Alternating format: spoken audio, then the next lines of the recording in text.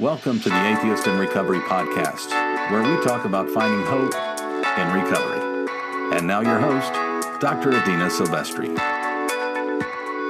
Konnichiwa, Atheists in Recovery, and welcome to episode 106 of the Atheists in Recovery podcast, where it is my job to interview individuals in long-term recovery to address their spiritual and scientific belief systems in order to deconstruct limiting thought patterns and introduce new behaviors and routines you can use. And today is a solo episode. Today is actually the last episode before the extended pause. And so what I mean by that is I will be taking off August and September.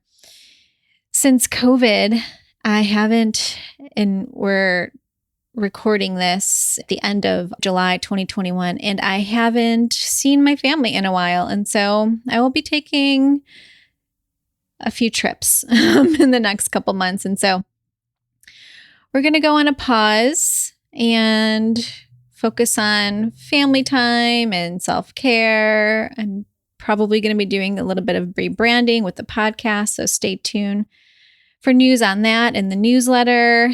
And now is a great time to catch up on episodes 1 through 105 or re-listen to a few of your favorites. I also encourage you to sign up for the newsletter, to start to think about beginning a new ritual that nourishes your soul, maybe even start a journaling practice to liberate yourself from defeating narratives. And you could sign up for the newsletter at atheistinrecovery.com. Click on the green subscribe button at the top of the homepage. And now on to our solo show. Today, I am talking about the 5 journaling prompts I use most often. And if you want to know more about why I journal, please go ahead and head over to episodes 89 and 96 for more information on that. Journaling is a tool I've used all my life, and I'm now bringing it into my therapy practice and my men's group on a more consistent basis.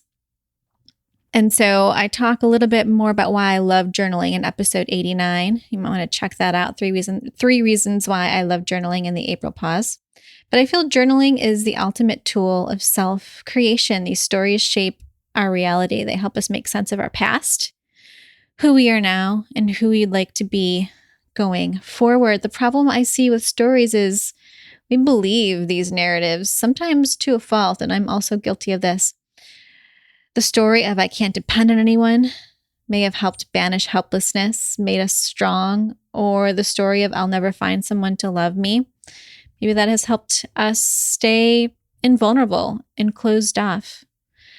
But while they fit the past, they may no longer fit the present, and they may definitely be blocking the future. So let's talk about how we write these new stories. And we're not giving up on any of the old stories. We're not giving up on the hero's journey because that's led us to where we are today. But we're allowing ourselves to write new chapters, to develop the plot, the characters, the themes, the settings, and lessons. So I'm going to go through 5 journaling prompts that I use most often, and I want you to keep the answers to these questions handy. Go ahead and get a paper and pen ready and write the answers down to these prompts. Maybe it's a few sentences, maybe it's a few paragraphs, and I'll also be sharing one of my recent prompts that I shared in the AIR newsletter this month. And I'll start off by sharing one of my prompts with one of my answers to my prompts with number 1. Number 1 is right now I am. And I love this prompt because it's such a centering prompt. I have the guys in the men's group do this at the beginning of every group, and it just sort of helps us transition to what we were doing to where we are now.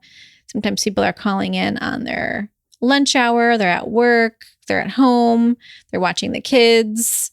They're doing a million different things. And so this is sort of nice to just kind of pull us back into the present and sort of just do a brain dump of everything that's going on right now. And so I'm going to share my journaling story with this right now I am prompt. Right now, I'm loving summertime and the characters woven into its brightly colored, whimsical, and dramatic fabric. The deep forest greens, magical yellows, and fire reds in my garden all meet for a short time to play their respective roles. I love how the birds come to greet me in the morning. Does their singing seem louder during the first act, like they've saved their best songs to belt out for Madame Summertime? During intermission, I love how the spirited food tastes. Ripe tomatoes, sweet corn, fresh cilantro, creating an explosion of flavor in my mouth. I love how the air smells in summertime. Sometimes I'll catch a whiff of honeysuckle down a cheery brick road, or maybe it's just fresh air, like the thrill of opening up your windows and doors after a long, dormant act. I love summertime thunderstorms. During their final scene, it seems like these thunderstorms always have something to say, and they leave the air slightly cooler for a brief part of the act, and for that, I am grateful. Maybe it's because I grew up in a lakeside town where the sun rarely made an appearance, and when it did, you sat outside all day long because God knows when you'd see it again.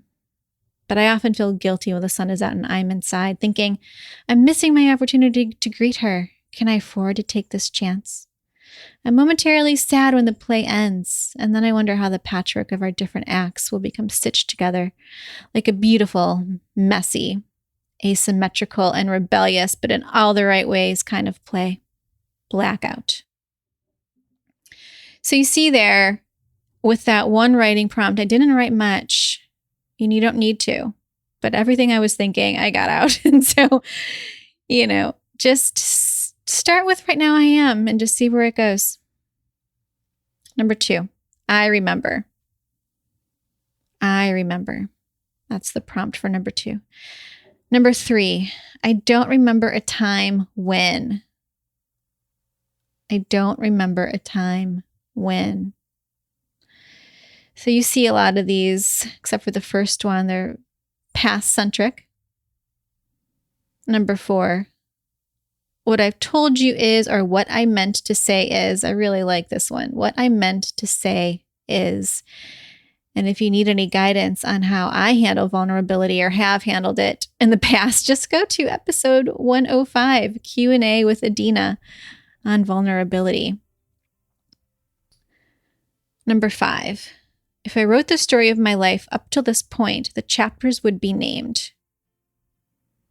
If I wrote the story of my life up to this point, the chapters would be named. And then the opposite of that, if you want to go future-centric, which I encourage you to do as well, is what would the chapters, if I'm looking at my life in the future, what would the chapters be named? If I'm looking at my life in the future, what would the chapters be named? So that's it for the 5 journaling prompts I use most often. And so guys, just remember, new stories create hope and possibility for change. So you want to make sure that if you're telling yourself the stories that no longer serve you and you're feeling stuck, try some of these prompts and see what comes up. And make sure that you share them with somebody that you trust. Whether it's a therapist, a clergy, a best friend, a therapist. No, I'm kidding. Anyone that you trust.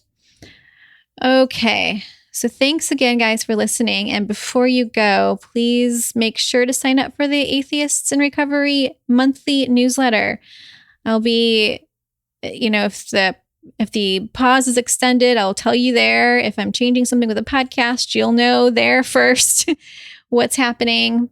And maybe this will also help you to start a journaling practice. Every month I have a little writing story that I put in there. Right now I am story that I add in there, and then some journaling prompts at the end. So maybe this will help liberate yourself from those defeating narratives. But just go ahead and click on the green subscribe button on the homepage. And thank you for listening. Have a great summer. I'll see you soon. Bye. Thank you for listening to the Atheists in Recovery podcast. For more great info and to stay up to date, head over to atheistsandrecovery.com.